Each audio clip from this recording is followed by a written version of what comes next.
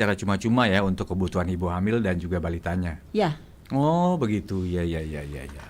eh, kalau untuk di PMT di Posyandu itu memang pengadaan PMT-nya itu sudah dari desa. Dari desa. Ya, kemudian kalau ada potensi untuk beresiko stunting, ini yang kita koordinasikan karena ini ada kebutuhan khusus yang harus dihitung dulu kebutuhannya apa oleh tim gizi puskesmas. Oh, Jadi begitu. itulah yang akan disediakan. Gitu. Iya, iya, iya. Melalui desa, kemudian melalui kecamatan. Kalau memang cukup fatal sekali, sudah diintervensi tidak ada perubahan, perlu dikonsultasikan ke level yang lebih atas. Ini yang kita angkat di audit kasus stunting tingkat kabupaten. Demikian. Iya. Oke, terus pertanyaan berikutnya sebelum kita terima pendengar untuk bergabung, itu dari pihak pemerintah sendiri, dari Dinas P2K BP3A itu pernah nggak sih melibatkan apa namanya istilahnya melibatkan masyarakat ya untuk upaya pencegahan stunting ini? Mungkin mengunjungi satu persatu atau di masing-masing titik itu sudah memiliki untuk mengakses data mungkin. Ya, seperti yang sudah disampaikan tadi, kami itu punya yang namanya tim pendamping keluarga. Tim pendamping keluarga. Jadi di semua desa dan kelurahan itu sudah ada tim pendamping keluarga. Ada tempat khususnya begitu untuk pengaduannya? Mungkin di setiap desa-desa? Kader itu sudah bergerak ke rumah-rumah. Oh, Jadi kader. pendampingannya ke persasaran keluarga berisiko stunting. Oh, iya. Di mana ada catin, di mana ada ibu hamil, ibu pasca melahirkan, balita, itu semua didampingi setiap bulan. Dan setiap ada masalah-masalah tertentu. Karena kader ini kan memang berasal dari masyarakat setempat. Oh, direkrut dari masyarakat Ya, ya? direkrut dari masyarakat setempat. Mereka punya wilayah masing-masing. Jadi apapun masalah yang ditemukan atau pengaduan oleh masyarakat bisa langsung melalui kader TPK atau tim pendamping keluarga.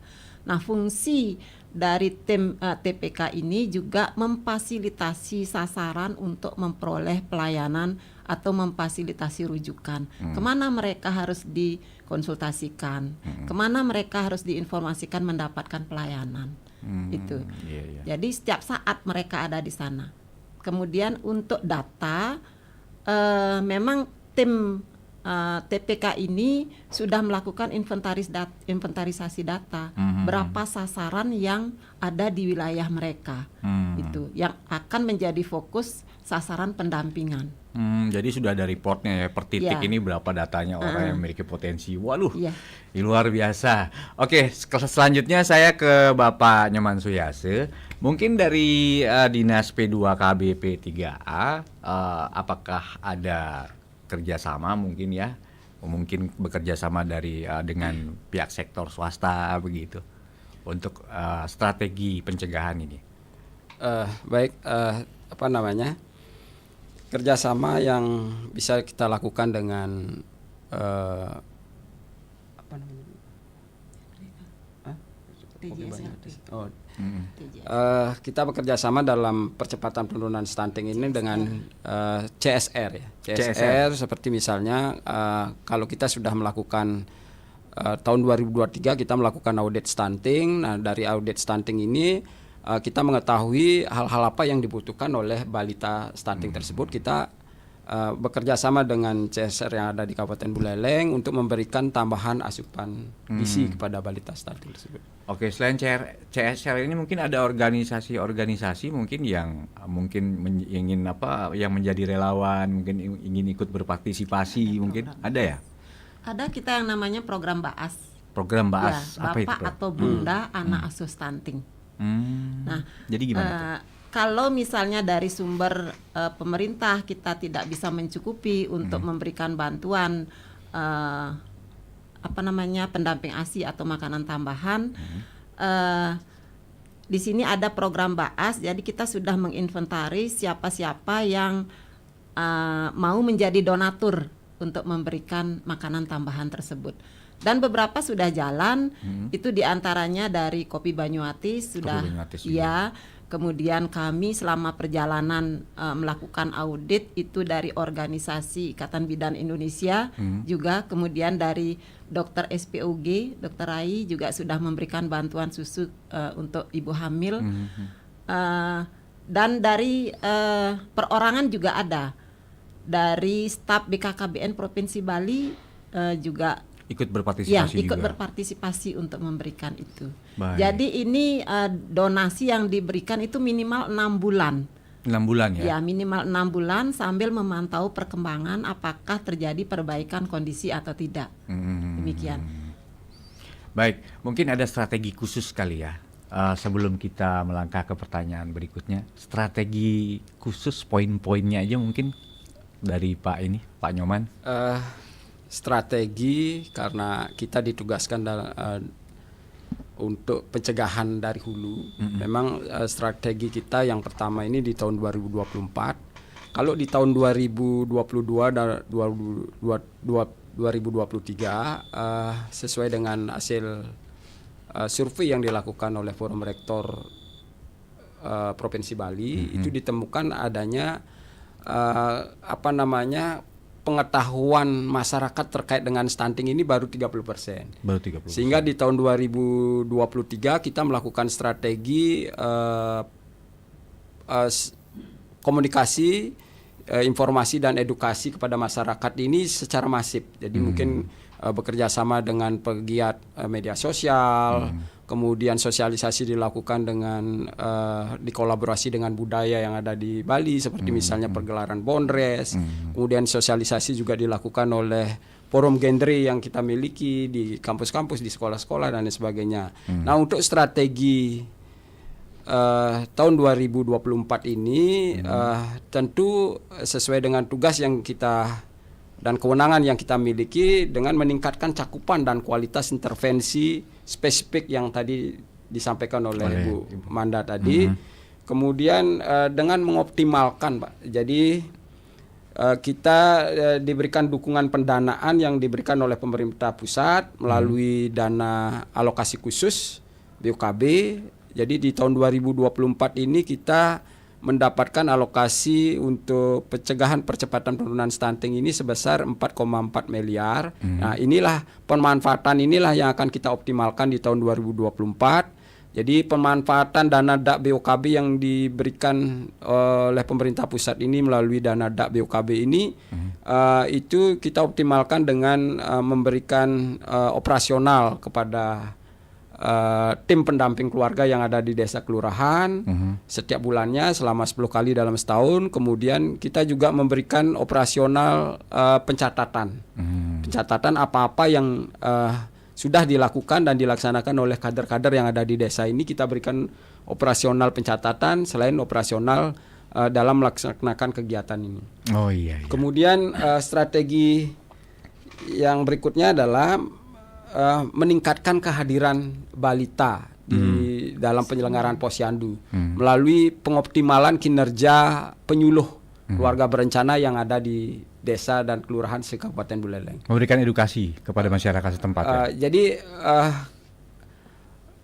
penyuluh keluarga berencana yang ada di desa kelurahan ini kita optimalkan kinerjanya untuk bisa meningkatkan kehadiran balita di dalam posyandu, karena di dalam posyandu inilah kita bisa mengidentifikasi apakah balita itu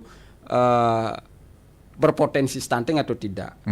Kemudian tadi disampaikan juga dengan meningkatkan registrasi calon pengantin atau calon pasangan usia subur melalui aplikasi LCMIL yang tadi disampaikan. Karena melalui aplikasi LCMIL ini kita akan mengetahui apakah calon pengantin ini sudah siap untuk melakukan sudah siap melahirkan atau belum. Karena ketika kesiapan calon ibu ini belum sesuai standar yang harus sudah ditetapkan, ini akan berpotensi melahirkan balita stunting seperti itu. Baik, ini udah ada yang masuk di 0811399790.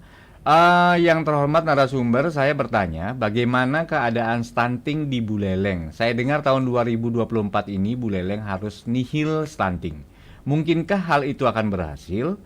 Akibat terparah bagi pengidap stunting seperti apa? Apakah stunting itu sama dengan orang bertubuh pendek ala bonsai? Oke, terima kasih Romi Sudita di Jalan Sri Kandi Singaraja. Mungkin salah satu pihak, Bapak atau Ibu, mungkin bisa menanggapi. Baik, selamat pagi Pak Romi. Pak Romi. Jadi target yang diberikan ke kita, ke Dinas P2 KBP3A sesuai dengan rencana pembangunan daerah RPD Kabupaten Buleleng, bahwasanya target di tahun 2024 ini justru prevalensi stunting kita ini harus mencapai 5%. 5%, namun di tahun 2022 angka prevalensi kita ini memang di angka 11%. 11%. Nah, di tahun 2024 ini kita ditargetkan angka prevalensi kita di Kabupaten Buleleng ini mencapai 5%, itu target. Kemudian kalau terkait dengan stunting ini yang berkembang di masyarakat itu, kalau orang pendek itu dikatakan stunting, tapi sebenarnya stunting itu pasti pendek, tetapi pendek itu belum tentu stunting. Karena stunting itu adalah merupakan gangguan yang menyebabkan gagal tumbuh dan gagal kembang. Jadi ketika hanya dilihat dari gagal tumbuhnya itu belum bisa diidentifikasi bahwasanya balita itu pasti stunting. Nah, ketika ada gagal tumbuh dan gagal kembang ini adalah gangguan kognitif dan lambat menyerap pengetahuan di balita. Nah, ini perlu mendapatkan pemeriksaan dari tim medis, sehingga bahwasanya balita itu diketahui memiliki gangguan kembang. Seperti Pak Nyoman bilang tadi bahwa ada gagal kembang ya. Gagal kembang itu usia maksimal kira-kira berapa itu, Pak? Gagal kembang untuk mengetahui bahwasanya balita ini memiliki gangguan gagal kembang itu kita bisa lihat dari sampai umur balita atau umur 5 tahun ya Bu ya. Oh, batas maksimalnya 5 tahun ya. Kalau sudah melewati 5 tahun berarti udah bisa dianggap gagal kembang begitu.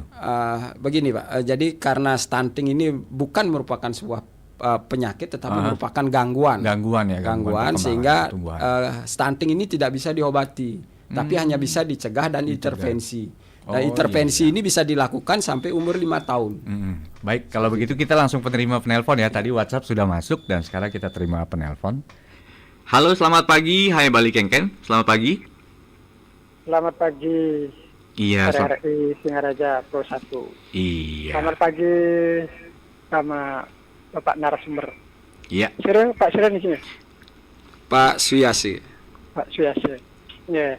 Mendengar tentang stunting itu, apakah orang-orang yang sebelum melakukan perkawinan itu harus sehat? Kadang-kadang kan bisa juga terjadi perkawinan itu mendadak karena apa? Karena kentara terus dikawinkan oleh orang tuanya, itu kan belum siap untuk apa dia sehat atau tidak. Apakah itu bisa terjadi stunting juga ya? Ya, itu yang pertama. Yang kedua, apa bisa juga karena kesehatannya kurang baik dari kedua mempelai ini yang laki-laki umpamanya peminum itu kan kesehatannya kurang kurang meyakinkan. Apakah itu juga akan menyebabkan bisa terjadinya stunting ya? Nah, itu yang kedua. Yang ketiga, apa dari pemerintahan atau dari pemerintahan apakah stunting itu dibiayai oleh pemerintah atau bagaimana? Nah, cuma itu aja saya tanyakan dulu Pak. Terima kasih, saya tunggu jawabannya. Itu semua Pak. Baik, terima kasih atas partisipasinya dengan sebuah pertanyaan. Mungkin Pak Nyoman atau Ibu Manda ingin menanggapi. Begini Pak, dengan Pak Sudarsane. Pak Sudarsane. Pak Sudarsane, selamat pagi Pak Sudarsane. Jadi salah satu penyebab lahirnya balita stunting itu diketahui dari kondisi calon ibunya ya. Calon ibunya, kemudian bisa kita cegah, sebenarnya bisa kita intervensi ketika calon pengantin ini bisa melaporkan 3 bulan sebelum melakukan pernikahan. Namun ketika terjadi insiden yang memang mengharuskan mereka harus melangsungkan perkawinan seperti itu, memang yang bisa kita tunda itu adalah kehamilannya.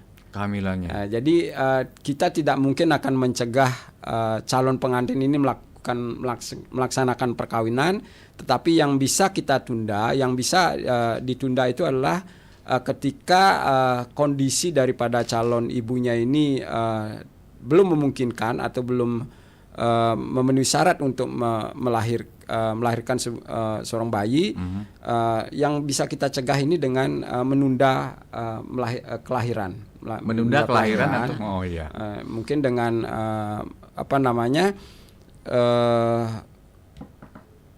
dengan pemasangan alat kontrasepsi sebelumnya, sehingga kelahiran balita yang kondisi ibunya yang kurang bagus itu bisa ditunda kelahirannya.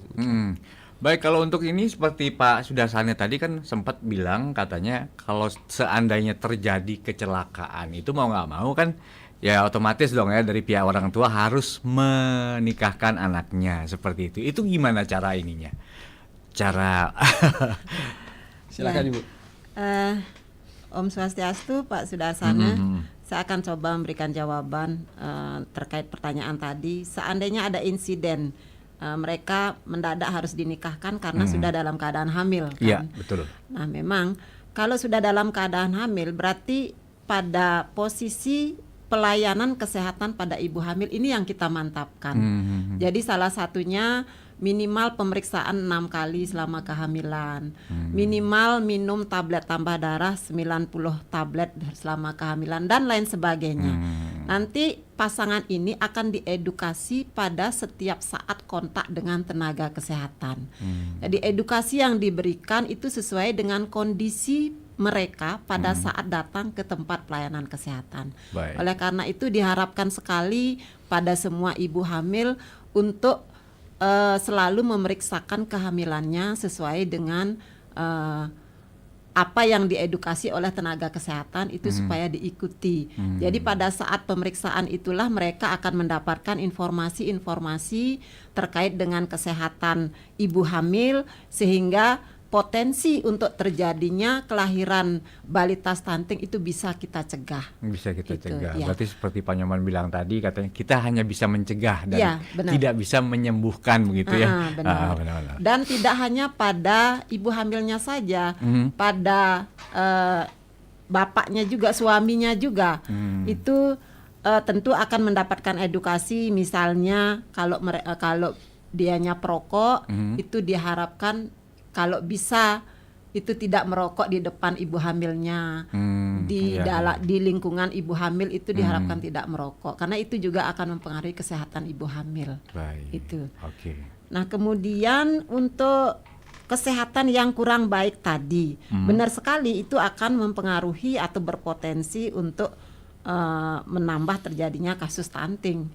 Kalau kondisi catin ini kurang sehat, tentu akan menyebabkan perkembangan yang tidak sehat juga pada janin yang dikandungnya. Itu akan selalu berhubungan. Jadi diharapkan kalau memang tidak terjadi insiden, diharapkan catin baik itu yang laki maupun perempuan itu sudah bersiap diri screening kesehatan sebelum melakukan pernikahan, sebelum menjadi calon orang tua. Baik. Nah, untuk pembiayaan seperti tadi sudah disampaikan, memang dari pemerintah sudah mengalokasikan anggaran untuk kegiatan-kegiatan atau program pencegahan stunting, tapi tidak semuanya dalam bentuk fisik, ya, dan non fisik juga ada, dan itu semuanya nanti akan berakhir bagaimana upaya kita untuk mempercepat terjadinya penurunan stunting. Itu, dan ini berkoordinasi tidak hanya dari pemerintah saja, dari masyarakat pun diharapkan kontribusinya, karena kasus stunting ini tidak hanya terjadi pada ekonomi yang lemah, tidak hanya terjadi pada keluarga yang miskin, kadang pada keluarga mampu pun karena pola asuhnya yang kurang benar atau tidak baik, itu juga akan berisiko terjadinya stunting. Iya, betul. Iya. Oke, ada pertanyaan lagi dari WhatsApp yang sudah masuk. Nyoman Sudarsana sudah ya. Terus dari mana ini?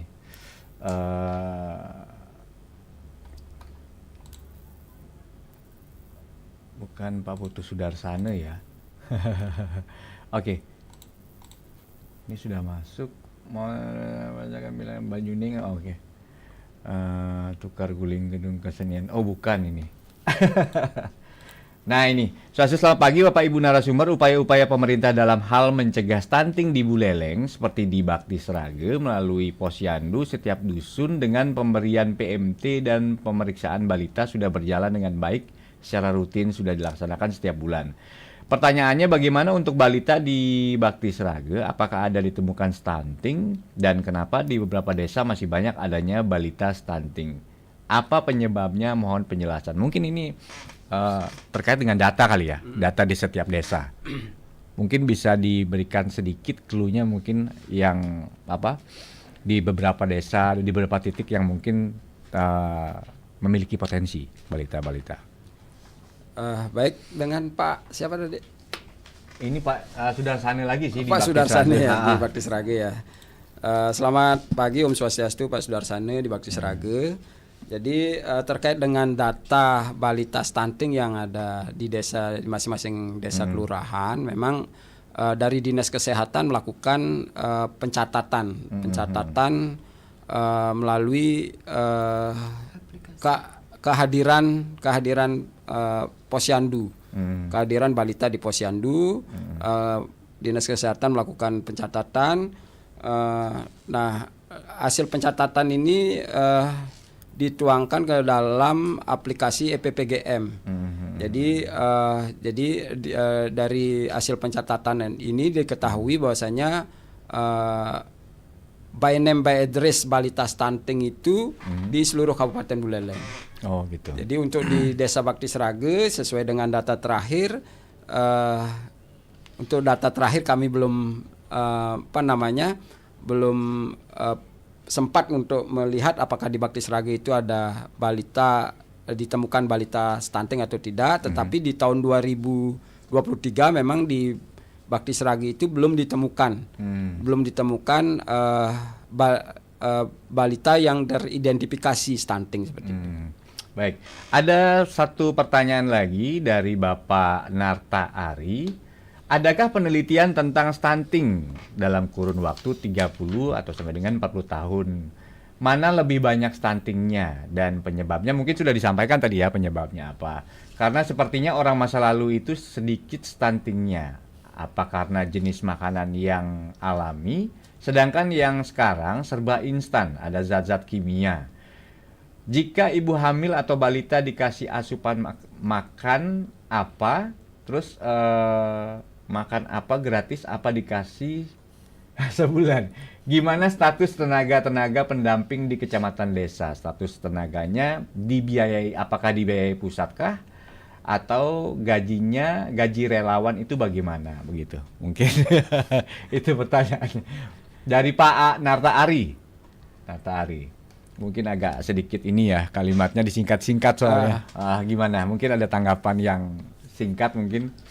Baik, untuk kader-kader yang kita miliki, kader tim pendamping keluarga yang kita miliki sebanyak 1.830 ini memang pemerintah melalui dukungan pendanaan dari pemerintah pusat, kita hanya bisa memberikan berupa dana operasional. Dana operasional itu sesuai dengan juknis yang kita miliki, bahwasanya setiap kader ini mendapatkan 110.000 dana operasionalnya per bulan, 10 kali dalam setahun. Kemudian kita juga bisa memberikan dana dukungan pencatatan sebesar 100.000 per kader per bulan, 10 kali dalam setahun.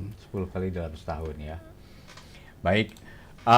Sekarang udah jam 9.44, mungkin waktu kita sudah agak terbatas ya, dan kita tutup aja dulu untuk ininya, sesi tanya jawabnya dengan pendengar.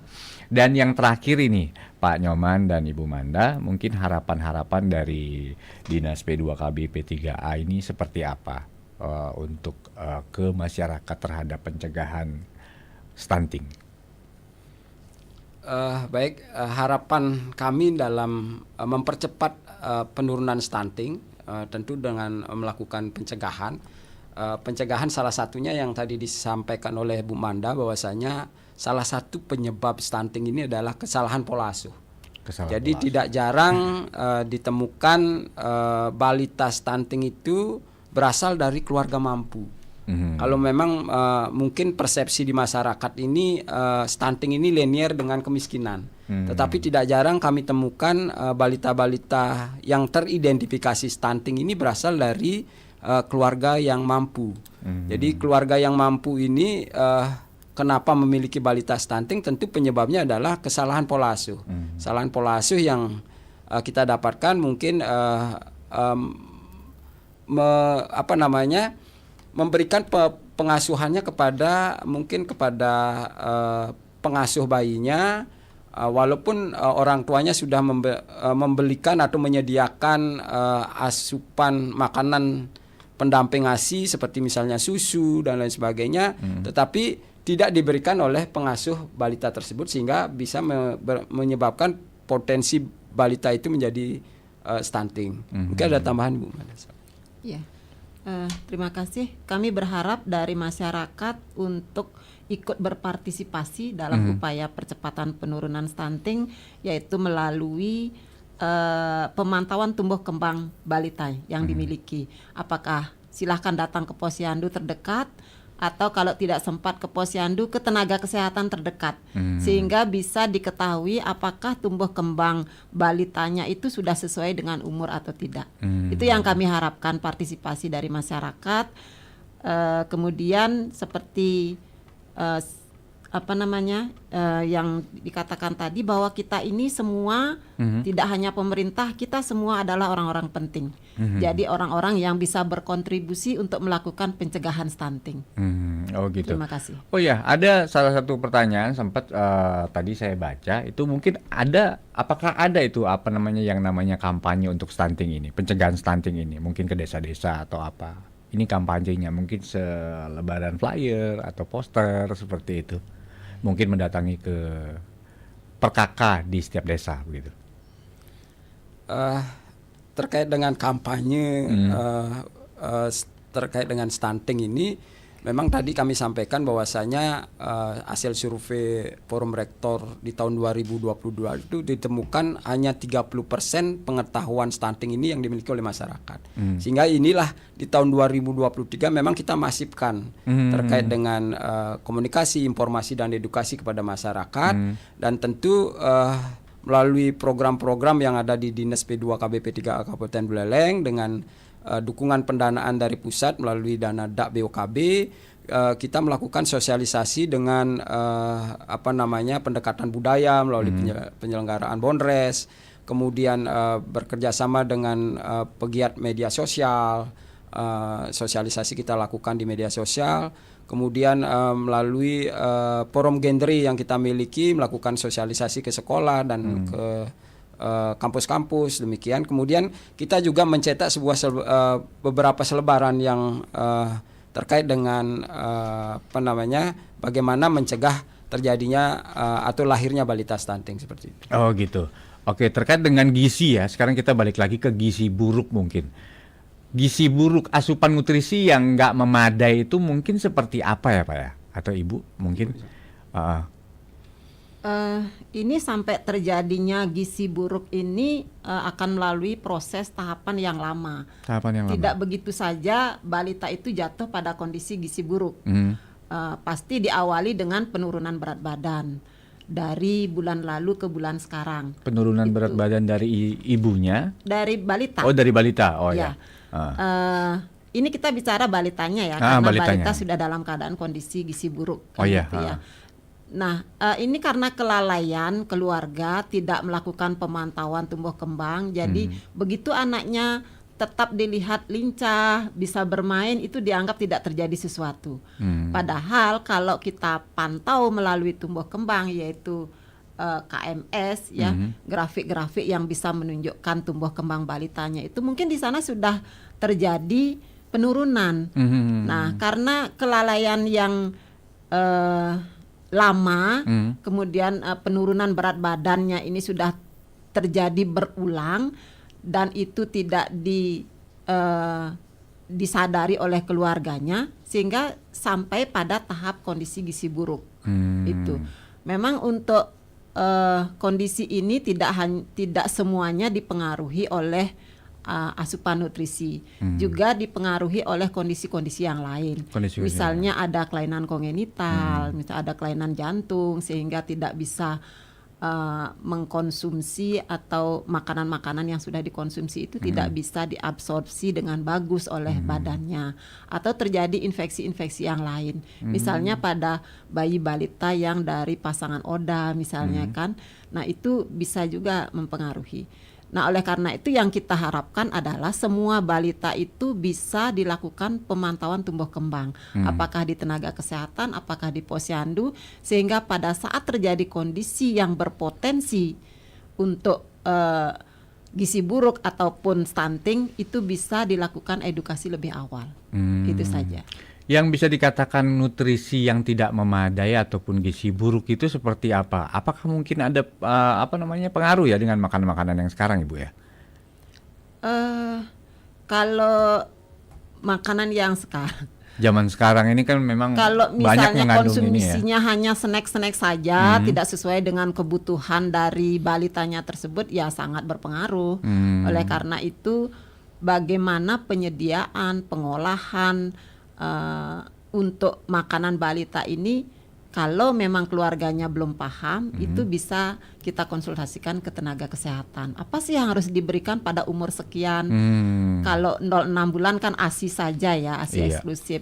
Kemudian 6 bulan sampai 1 tahun, apa yang harus diberikan? Nah, itu perlu didiskusikan kalau memang keluarganya belum paham. Iya, kebanyakan sih begitu ya, seperti Pak Nyoman bilang tadi, katanya jangan hanya yang siap saji saja gitu. Jadi tidak yang instan begitu ya. Ya, proporsi protein, karbohidrat, vitamin itu harus semuanya seimbang ya. Harus seimbang. Ya, betul juga sih ya, 30% pengetahuan masyarakat tentang stunting ya.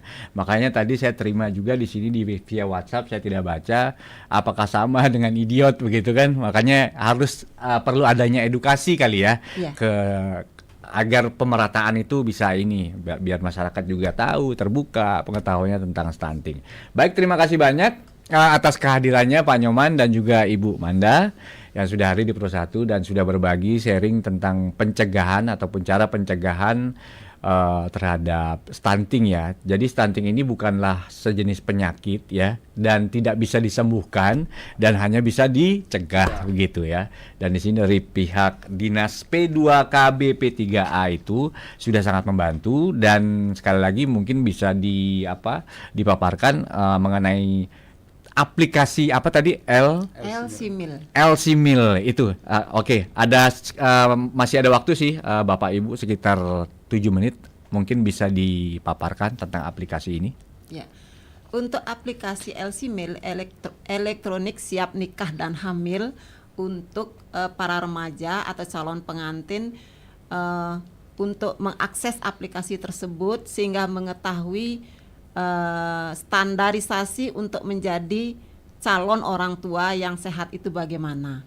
Nah, kalau di sana sudah bisa dibuktikan dengan memasukkan data tadi dari calon pengantin ini dinyatakan sudah layak untuk siap nikah dan hamil, itu baru melangsungkan pernikahan sehingga bisa mencegah terjadinya stunting. Jadi kami berharap semua masyarakat menginformasikan kepada keluarganya untuk mengakses aplikasi LC-Mil, dan kemudian dilanjutkan dengan melakukan screening kesehatan pada tenaga kesehatan terdekat, sehingga kita sama-sama untuk berkontribusi untuk mencegah atau mempercepat terjadinya penurunan stunting. Baik, terima kasih banyak Ibu Mandayani, Ibu Nyoman Mandayani, dan juga Bapak Nyoman Suyase selaku Sekretaris Dinas P2KB P3A yang sudah hadir di sini. Dan terima kasih juga buat pendengar atas atensinya, atas pertanyaannya di 0362246644 dan juga di 081139999790. Barangkali mungkin pendengar belum puas mungkin bertanya dan ingin secara langsung bertanya, mungkin apakah ada layanan khusus untuk pendengar ataupun masyarakat di Dinas P2KB P3A mungkin ingin bertanya lebih detail lagi mungkin? Untuk layanan komunikasi, edukasi dan informasi di dinas kami memang sudah, untuk masyarakat yang ada di desa kelurahan di Kabupaten Buleleng ini bisa langsung bertanya kepada penyuluh keluarga berencana yang sudah ditempatkan di di desa kelurahan sekabupaten Buleleng. Kemudian juga bisa bertanya kepada kader-kader tim pendamping keluarga yang ada di desa kelurahan, atau mungkin bisa langsung bertanya kepada petugas kami yang ada di Dinas P2 KBP 3A Kabupaten Buleleng melalui WhatsApp-nya Bu Manda mungkin ya. Terima kasih. Oh iya, baik. Baik, terima kasih banyak ya Pak, sekali lagi Pak Nyoman sama Bu Nyoman Mandayani ya. Dan sekarang sekaligus juga mengakhiri kebersamaan kita di kesempatan pagi hari ini di acara Hai Balik Kenken. Dan juga saya harus undur diri juga, saya Niko Ardata dan segenap kru tim RRI Singaraja mengucapkan banyak terima kasih dan sampai jumpa. Terima kasih.